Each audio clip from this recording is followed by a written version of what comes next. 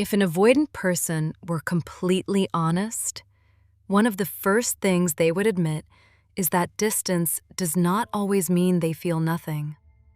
A lot of the time, it means they feel too much in a way they do not know how to carry.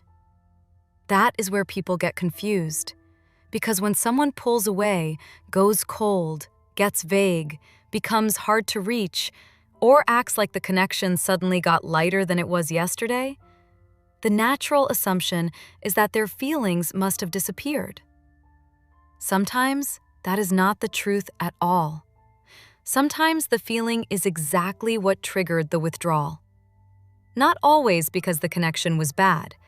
Sometimes because it was getting real enough to create pressure, expectation, vulnerability, responsibility, and the loss of control they rely on to stay emotionally regulated. If they were honest, they would admit that this is part of the control loop. They feel closeness. Closeness creates exposure. Exposure creates pressure. Pressure creates the urge to get space. Space creates relief. Relief creates distance. Distance creates loss.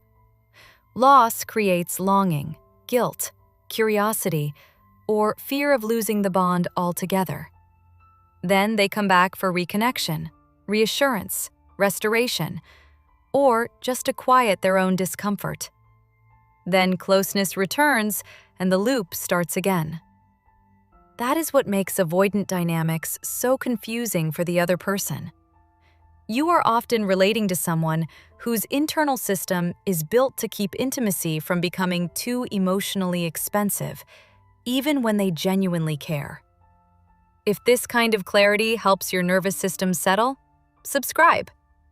PsychBond is a daily decoder for psychology, relationships, and avoidant and anxious attachment patterns, so you stop guessing.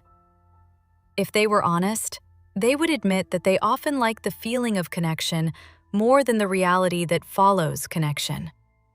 They like the warmth, the chemistry, the relief, the tenderness, the emotional homecoming of the moment. They like feeling understood without having to explain every part of themselves.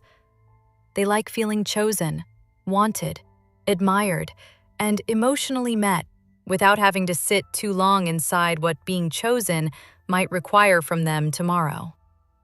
They like the safety of the moment more than they like the responsibility that comes after the moment. And that is where the shift often starts. Because once the closeness begins to have weight, something changes. Now there is implication. Now there is expectation. Now someone might need steadiness from them. Now someone might read the closeness accurately and expect it to mean something real. Now they are not just enjoying the connection. Now they are responsible to it. If they were honest, a lot of avoidants would admit that this is where they begin to panic.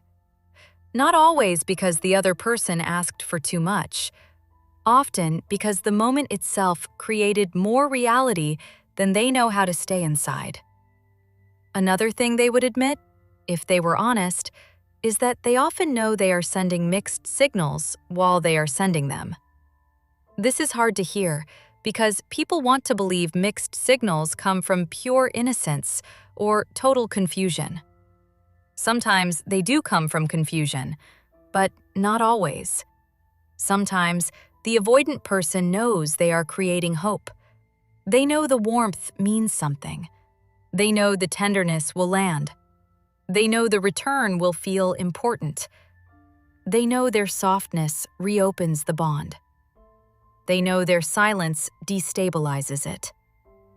They may not sit there with some grand, manipulative plan, but if they were honest, many would admit that they are not as unaware as people want to believe. They often know enough to understand the effect. What they usually do not want to fully face is the responsibility that comes with that knowledge. So instead of telling the truth cleanly, they stay in partial language. Partial closeness, partial availability, partial honesty. Enough to keep the bond alive, not enough to let it become fully real. That is part of the control loop too, because ambiguity becomes a way of managing their own anxiety. Full intimacy feels too binding. Full loss feels too painful. So they hover. And hovering lets them keep contact without surrendering fully to the relationship. If they were honest, they would also admit that they often want the emotional benefits of closeness without the emotional pressure of being fully accessible. They want to be missed, but not cornered, chosen, but not claimed too hard, loved, but not leaned on too heavily. They want the soft moments, the chemistry, the familiarity, the sense that someone is still there, but they do not always want the structure that gives those things safety. This is one reason avoidant dynamics can feel so psychologically disorienting to the other person. You are often being invited into moments of closeness without being offered the stable structure that would make those moments survivable. If they were honest, many avoidants would admit that they do not always know how to separate wanting connection from resisting the consequences of connection. That sounds abstract until you live it. It looks like warmth followed by distance, vulnerability followed by retreat, intimacy followed by flattening, reassurance followed by silence. The other person experiences this as contradiction. The avoidant often experiences it as regulation. That does not make it okay. But it does explain why the pattern can repeat even when there are real feelings involved. Another thing they would admit, if they were being brutally honest, is that they often feel safer when the relationship is slightly uncertain. This is one of the darker truths in avoidant control loops. Certainty can feel like pressure. Predictability can feel like exposure. Stability can feel like being trapped in consequence. So even when they say they want peace, and even when they say they hate drama, some part of their nervous system often functions better when there is still a little space between them and full relational reality. Enough distance to breathe. Enough ambiguity to escape. Enough room to avoid the feeling that they are now fully responsible to another person's heart. If they were honest, they would admit that they often start acting stranger when things actually get better. When you would expect more closeness, they sometimes create less. When the bond feels safer, they sometimes feel less safe. And that is deeply confusing for someone on the other side, because improvement should create more steadiness, not less. But in the control loop, improvement can trigger panic. Now this is real. Now this matters. Now it can hurt more. Now I could fail. Now I could disappoint. Now I could be seen too clearly. So they create distance to get back control. Another thing they would admit is that they often confuse relief with truth. When they pull away and feel calmer, they treat that calm like information. They think, maybe this means I do not want it. Maybe this means it was too much. Maybe this means the relationship was wrong. But if they were honest, a lot of them would admit that sometimes what felt like truth was just temporary nervous system relief. Space dropped the pressure. Distance reduced the exposure. Silence gave them back a sense of control. Of course, that feels better in the short term, but better is not always wiser. Calm is not always clarity, and relief is not always a real answer about the relationship. This is one of the most damaging parts of the loop, because then they come back later, once the loss, guilt, longing, loneliness, or emotional deprivation starts hurting more than the intimacy did. Then, they reinterpret again. Now the connection feels important. Now they miss you. Now they want back in. If they were honest, they would admit that they often make decisions from whichever discomfort feels loudest in the moment. When closeness feels louder, they move away. When distance feels louder, they move back. And the person on the other side experiences that as instability, because it is instability. Another thing they would admit, if they were honest, is that they often use time and silence to avoid a real conversation. They may call it needing space, needing to think, not wanting conflict, not wanting pressure, being confused, being overwhelmed, being busy, or not knowing what to say. Sometimes those things are true. But if they were completely honest, many would admit that time also becomes a control tool. Time lets the emotional intensity cool down.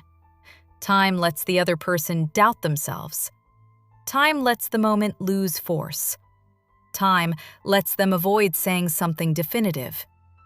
Time lets them come back later with less accountability. This is especially painful because silence often does more emotional work than words. It shifts the balance. It creates anxiety. It creates guessing. It creates emotional chasing. If they were honest, they would admit that they often know silence changes the emotional weather in their favor. Not because they are masterminds, because they have learned, consciously or not, that distance reduces immediate pressure. Another thing they would admit is that they sometimes come back not because they are ready, but because the loss has started to disturb them. This is an important distinction. The return can feel incredibly meaningful to the other person, and sometimes it is meaningful. But if they were honest, many avoidants would admit that a return does not automatically mean they developed more steadiness, more courage, or more ability to do the relationship differently. Sometimes it means they miss the bond. Sometimes it means they hate feeling like the bad one. Sometimes it means loneliness got louder. Sometimes it means they want relief from disconnection. Sometimes it means they want to know you are still there. Sometimes it means their system wants contact again, now that enough time has passed for the pressure to drop. That is why returns can be so deceptive. A return answers one question, but not the most important question. Yes, they came back. But what do they do after they come back? What changes after the return? If they were honest, many avoidants would admit that they have come back before without actually being more ready than they were the last time. They just felt different for a moment. Another thing they would admit is that they often know when the other person is carrying more of the emotional weight. They know who is asking the hard questions, who is naming the pattern, who is trying to repair, who is trying to define, who is trying to stabilize the dynamic. They may not always admit it out loud, but if they were honest, many would say, yes, I knew they were doing more. I knew they were trying to make sense of both of us. I knew they were holding the emotional center more than I was. I knew they were trying to protect the bond from chaos. I knew they were the ones staying awake inside the relationship while I kept backing out of it. That knowledge can create shame, and shame often makes the control loop worse. Because shame does not always produce accountability. Sometimes it produces more avoidance, more silence, more defensiveness, more flattening, more escape. If they were honest, they would admit that shame is a huge reason why they sometimes get colder right after being seen accurately. Not because your accuracy was wrong, because it landed. Another thing they would admit, if they were really telling the truth, is that being loved can feel exposing to them in a way they do not know how to metabolize. People often imagine avoidance as people who do not care about being loved. That is too simple. Sometimes being loved feels good for a moment, but then the emotional meaning of being loved starts landing. Now someone sees me. Now someone expects me to show up in a real way. Now someone is holding me in their heart with seriousness. Now I matter in a way that has consequences. And if they were honest, a lot of avoidants would admit that being loved can trigger not only comfort, but panic, guilt, resentment, fear, and the urge to pull back before they disappoint or get consumed. This is why they can look genuinely moved one day and genuinely distant the next. The love touched them. Then the reality of what that love implies touched them too. Another thing they would admit is that they often do not fully trust their own emotional states. If they were honest, they would say something like this: "When I feel close, I doubt whether I will still feel that way later. When I feel sure, I do not trust it to last. When I open up, I worry about what I will want tomorrow. When I miss you, I do not know if that means I can actually sustain a relationship. When I feel moved, I am already worried about how trapped I will feel after." This matters because it means they are not only controlling the other person, they are often trying to control themselves. Trying not to make promises they fear they cannot keep. Trying not to step into something they do not trust themselves to maintain. That fear can sound noble from the inside, but from the outside, it often looks like emotional whiplash. Because instead of saying all this clearly, they often move in fragments. A little warmth, then retreat. A little truth, then silence. A little intimacy, then distance. Another thing they would admit, if they were being honest, is that they often mistake emotional intensity for danger, and emotional responsibility for loss of freedom. This is part of why the control loop feels so strong. A deep conversation can feel good in the moment, then suffocating later. A tender night can feel connecting in the moment, then threatening later. A step forward can feel exciting in the moment, then like a trap later. If they were honest, they would admit that their system often translates "this matters" into "I need to get some control back." And control often comes through distance, through slowing down, through vagueness, through silence, through acting like the moment meant less than it actually meant, through minimizing, through delaying, through becoming hard to read. All of that creates space, and space, for them, can feel like oxygen. Another thing they would admit is that they often know when they are letting the other person hope for a version of them they are not consistently being. This is one of the most painful truths. They know the warmth is meaningful. They know the tenderness lands. They know the chemistry is not imaginary. They know the bond feels real. But if they were honest, many would admit that they sometimes keep re-entering the bond without fully asking themselves whether they know how to carry what they are reopening. That is why the same person can look sincere and still repeat the same pain. Sincerity is not the same as readiness. Emotion is not the same as consistency. If they were honest, they would admit that they have sometimes wanted the bond more than they wanted the work required to make the bond safe. Another thing they would admit, if they were honest enough, is that they often hope the other person will quietly adapt to their limitations without forcing the issue.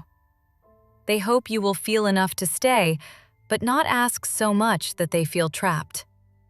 They hope you will understand without needing too much clarity. They hope you will keep the connection alive without making them feel cornered. This is not always malicious. Often, it is a quiet wish for a relationship that lets them have closeness without confronting what closeness activates in them. But if they were honest, they would admit that this wish is unfair, because it asks the other person to carry the cost of the avoidant person's discomfort. Another thing they would admit is that they often know more than they say about why they are acting the way they are acting. Not always perfectly, not in neat psychological language, but more than they admit. They often know they are pulling away because it got real. They often know the silence is not neutral. They often know the return will matter. They often know the other person is trying to hold the emotional center. They often know they are not being fully clean. But honesty would force responsibility, and responsibility is exactly what the control loop is designed to reduce. That is why clean truth is so rare in these dynamics. Clean truth ends loops. Partial truth keeps them alive. Another thing they would admit is that they often hope they can manage the relationship by managing the timing. If they reply later, if they keep things vague, if they come in strong and then step back, if they space out contact just enough, then maybe they can have the connection without ever standing directly inside what the connection asks of them. Timing becomes a shield. Timing becomes a way to pace the intimacy down before it becomes emotionally expensive. If they were honest, they would admit that they often tell themselves the pacing is about being careful, but a lot of the time, it is about staying in control. Another thing they would admit is that they can feel incredibly sincere in the moment and still become unreliable later. This is one reason people get so trapped. The warmth was real. The tenderness was real. The longing was real. The fear was real too. If they were honest, they would admit that they sometimes mean what they say when they say it, and still cannot hold it once the emotional temperature changes. That is why being moved is not the same as being dependable. That is why one good night is not proof. That is why a heartfelt return is not the end of the analysis. The real analysis begins after the return. What happens when the feeling turns into reality? What happens when the tenderness becomes expectation? What happens when the connection starts asking for steadiness? Another thing they would admit, if they were honest, is that they often do not know the difference between being overwhelmed and being done. This matters, because when closeness creates panic, they can interpret that panic as a sign the relationship is wrong, rather than as a sign they do not know how to regulate inside intimacy. Then they act from that interpretation. They pull away. They flatten. They create distance. Later, when the panic lowers, they feel warmth again and become confused. If they were honest, they would admit that sometimes they have called something not right when what was really happening was too emotionally activating for me to manage cleanly. Another thing they would admit is that they often hope the other person will stay stable while they themselves are unstable. They want understanding. They want patience. They want space. They want softness. They want not to be pushed too hard. They want room to regulate. But if they were honest, many would admit that they do not always offer the same steadiness back. They want the relationship to absorb their uncertainty without forcing them to face the cost of that uncertainty. And that is one reason the person on the other side can end up feeling like they are carrying both the attachment and the confusion. Another thing they would admit is that when the other person finally stops chasing, it often hits them harder than they expected. They may have acted like space was what they wanted. They may have pulled away as if less contact would feel easier. But if they were honest, many would say the silence feels very different when it is no longer theirs to control. Chosen distance feels different from actual loss. And this is where the loop often gets reactivated again. Not because they became transformed, because the loss got real enough to wake something back up. Another thing they would admit is that they often underestimate how much damage the cycle does while they are inside it. They know it is messy. They know it is inconsistent. They know the other person is hurt. But if they were honest, many would admit they do not fully let themselves feel the total impact until later, if they let themselves feel it at all. Because to feel the full impact would mean facing responsibility. And responsibility is exactly what the control loop tries to reduce.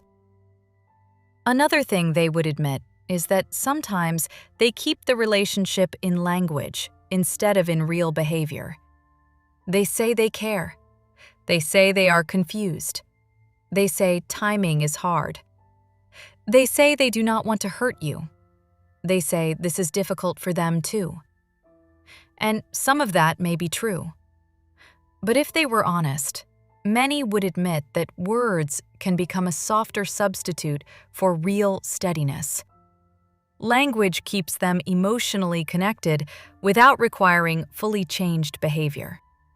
Language lets them stay inside the story of the bond without fully standing inside the structure of the bond. That is one more reason people can stay so stuck. The words feel emotionally intelligent enough to keep hope alive, even while the behavior stays unstable. Another thing they would admit is that they often resent the pressure created by their own actions, even when the other person is reacting normally. They create closeness. They create implication. They create hope. Then, when the other person responds to that reality, they can feel pressured by the exact emotional consequence they helped build. If they were honest, they would admit that sometimes they call something too much, when it is actually just the natural result of what they themselves opened. And because they do not want to feel like the one who caused it, they sometimes rewrite the pressure as coming mainly from the other person. That protects them from guilt, but it leaves the other person carrying confusion and self-doubt. Another thing they would admit is that they often think in terms of escape before they think in terms of repair. When tension rises, when a hard conversation appears, when closeness gets heavy, their first instinct is often, how do I get air? Not, how do I work through this honestly? That does not mean they are monsters. It means their system is organized around reducing discomfort fast. But if they were honest, they would admit that this instinct is exactly what keeps repeating the loop. Because without repair, every return is just a reset. Without repair, every warm moment is sitting on top of the same unworked pattern. Without repair, nothing actually becomes safer just because contact resumed. So, if an avoidant person were brutally honest, what would they say? They would say, I felt it, and that scared me. I knew the distance would hurt you, and I still wanted the relief. I came back because the loss got loud, not because I suddenly became ready. I knew you were hoping the warmth meant something steady. I knew I was offering moments I did not know how to sustain. I do care, but caring has not made me consistent. I wanted closeness without feeling trapped by what closeness asks of me. I used space to calm down instead of learning how to stay honest while I was overwhelmed. I told myself the relief from distance meant truth, when sometimes it only meant temporary control. I know I reopen things I do not always know how to carry. That is the truth at the center of the loop. And once you understand that, the better question stops being, did they feel it, and becomes, what do they do when they feel it? Because that is where the whole pattern lives. Welcome to PsychBond. You're safe here.